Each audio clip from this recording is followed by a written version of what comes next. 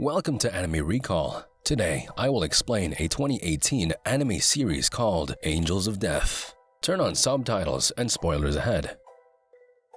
Angels of Death follows 13-year-old Rachel Ray Gardner, who is sent to the hospital for counseling after witnessing a murderer. She later wakes up in an unfamiliar building with no memory of how she got there.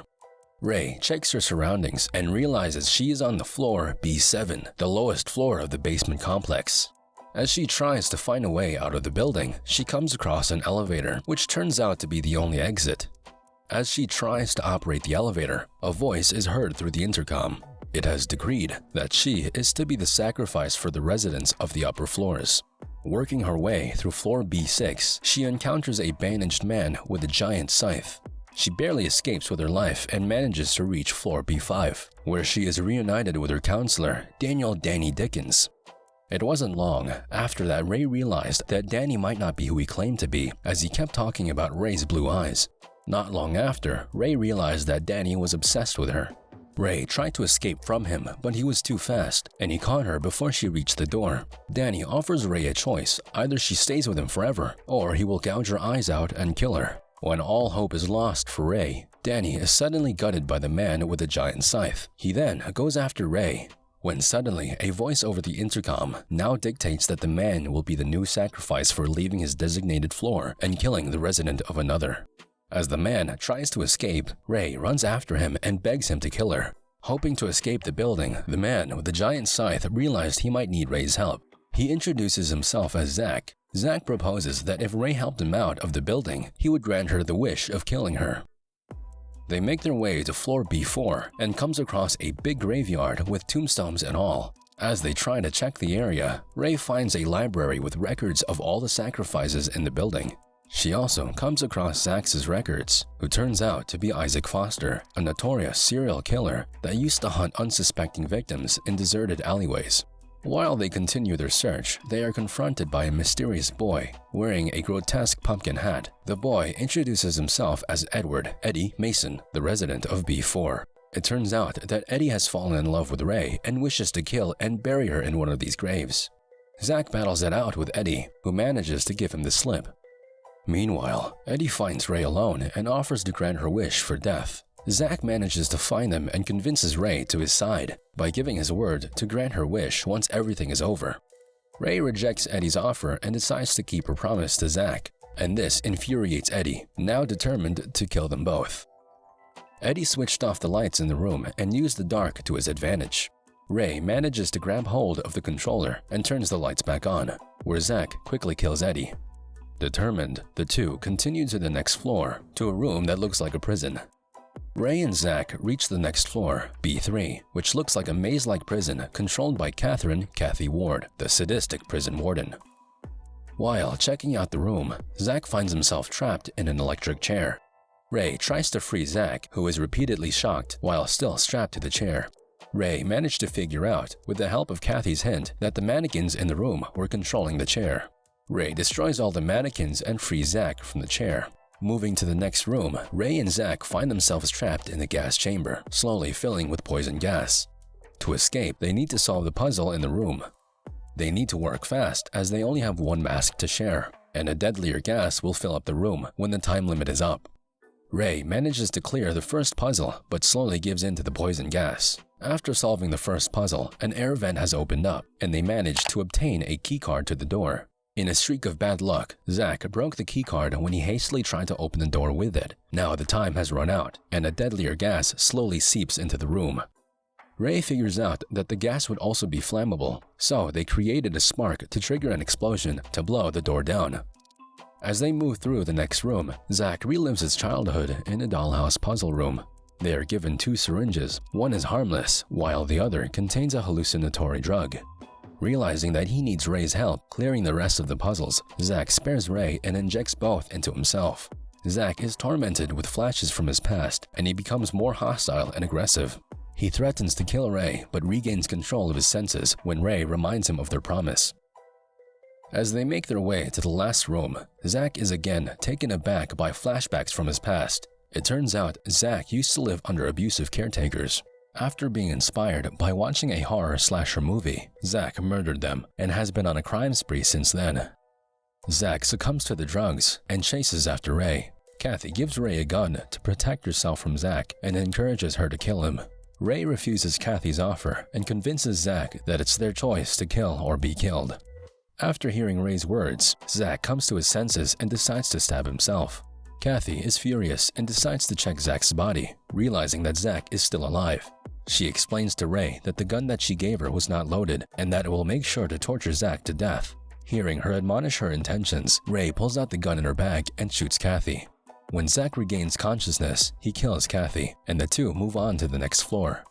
As they make their way to the floor B2, Zack collapses from his wounds. Ray forages the place, searching for anything to treat Zack's wounds. She comes across and meets Abraham Gray, a priest. Gray suggests going back to B5, Danny's floor, where the medical stuff is stored. With that said, Gray proposes a deal with Ray. He will help her return to B5, but Ray will need to undergo a test to judge her character. As they make their way to B3, Kathy's floor, a zombie horde chases her. She reaches Kathy's control room, where she uses the booby traps and destroy them. Ray is troubled to find that Kathy's body is missing. Gray and Ray make their way to B4, Eddie's floor, to see the graves are turned upside down. Ray grows more suspicious as Eddie's body is also missing. Gray is bothered by Ray's reaction whenever they pass through a floor. Ray seemed like a changed person when before everything happened. As they reach B5, Danny's floor, they find the place messed up and the medicines are nowhere to be found.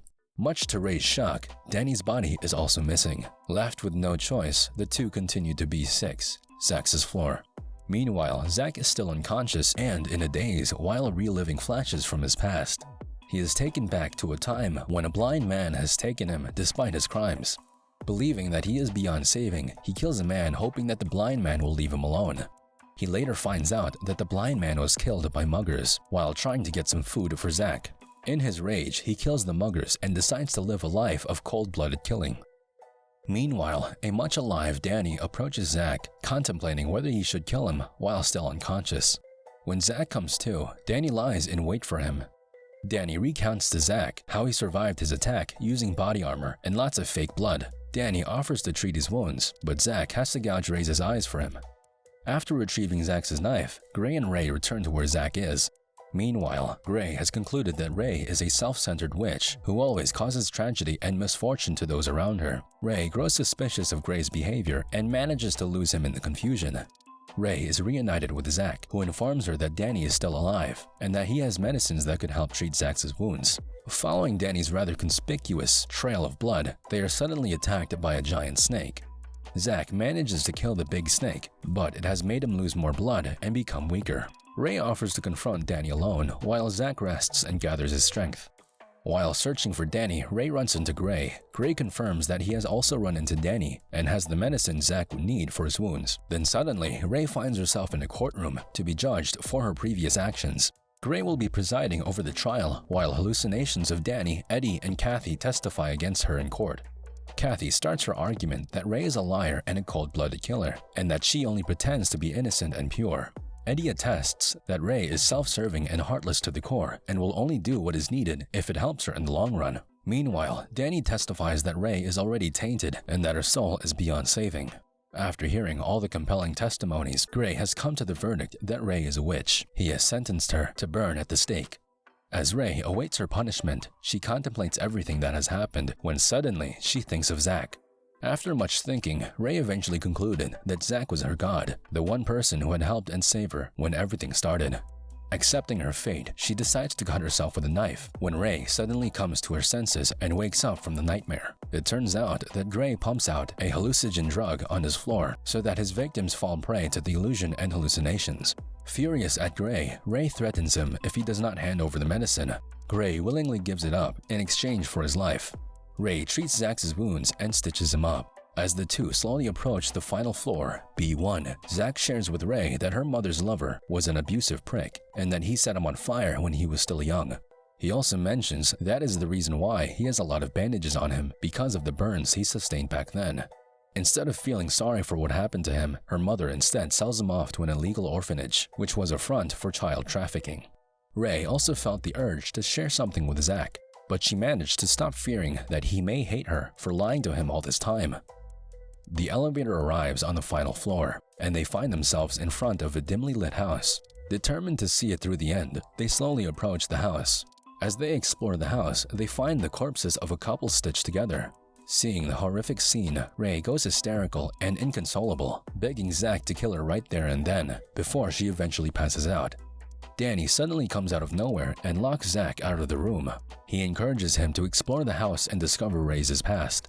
As Zack makes his way through the house, he barely manages to escape from booby traps, but falls prey to a sinkhole filled with knives and spikes. As Zack holds dearly for his life, Gray grabs Zack and helps him up. Gray explains that he has control over what happens in the building. He also added that this is an experimental facility to study and observe people who claim to believe in God. These people are then placed on floor B7 to be sacrifices and will be judged accordingly by the so-called angels on each floor. Determined to see this through, Gray offers his help to Zack on how to reach Ray. When he enters the room, Zack sees a news report recounting the details of the gruesome murders of Mr. and Mrs. Gardner, Ray's parents. As indicated in the description, their mutilated bodies were riddled with bullet holes and knife wounds, and then they were stitched together. Despite the dreadful state her parents' bodies were in, Ray was found completely unscathed even after a week had passed, which led to the assumption that Ray was the one who murdered her parents. Still in shock, Zack continues watching. In an interview between Danny, the counselor, and Ray reveals that her parents were abusing her. One night, her father finally snapped. He took a knife and stabbed her mother multiple times. When Ray saw what happened, she grabbed her mother's gun and shot her father. At this time, in Ray's deranged mind, she wanted to still live as a perfect family. So she stitched her parents together and lived happily with them until the police came. While in an interview, Danny also shared with Ray that his mother committed suicide after realizing that she had given birth to Danny, who was missing an eye at the time. Since then, Danny has become obsessed with Ray because her eyes resemble his long-dead mother. Repulsed over what he has seen, Zack returns to where Ray and Danny were and declares that Ray is the so-called angel of the floor B1 before she was sent as a sacrifice to floor B7. After uncovering the truth, Zack disdainfully tells Ray he is not her god. Ray flees, but not before taking a shot at Zack. Zack chases her into the last room and corners her when suddenly Danny comes out of nowhere and holds Zack at gunpoint. Ray has been driven to a corner and left with no choice. She composed herself, slowly pointed her gun and fired at one of them. Ray shoots Danny. Much to his shock, Ray is conflicted and torn after having gone through everything. She has now lost her faith in her god, which in this case is Zack. Her actions serve no purpose as there was nobody else left to forgive what she has done. Zack knocks some sense into Ray as he reminds her of their promise, the same promise made between her and Zack, not her so-called god. Having regained her senses, Ray continues searching for the way out to keep her promise to Zack. Ray has determined that the exit must be on B2 as this floor was the last one built. As the two return to the elevator, they are greeted by Gray. Ray answers Gray's questions truthfully and insists that she has accepted herself and will take responsibility for her actions. Gray was quite pleased and satisfied with Ray's answer that he had informed the two that the exit was behind the enormous stained glass window on his floor. With Danny's body missing, the two cautiously return to B2, where Zack smashes through a stained glass window to find a long flight of stairs leading to the surface. Just then, the building's self-destruct sequence is initiated, and the two hastily run towards the top of the stairs. Closer than ever to the exit, Ray and Zack hurriedly flee up to the stairs, while everything else collapses and burns. Zack had a momentary lapse when he saw the flames go up, due to the traumatizing fear he had when he was burned as a kid. After regaining his senses, he breaks through the steel bars, blocking the way using his giant scythe. After an arduous deal, the two finally find themselves on the top of the stairs, where Ray confronts Zack on his promise. When Zack was about to respond to Ray, Danny shot Ray and held Zack at gunpoint. Danny is determined to let Zack watch Ray die and to live his life in regret for not genuinely fulfilling the promise made between them.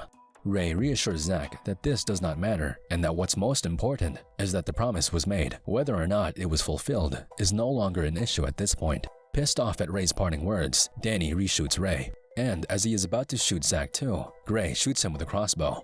Gray buys Zack some time and insists that there's still a chance to save Ray and that he should take her to the exit before it's too late. The wounded Danny picks up his gun and points at Zack when Gray reshoots him. As Zack and Ray make their way to the exit, Gray shares with Danny that at some point, he too was captivated by Ray and Zack. He has witnessed how they have changed for each other and comes to a realization that everybody is human, both flawed and beautiful.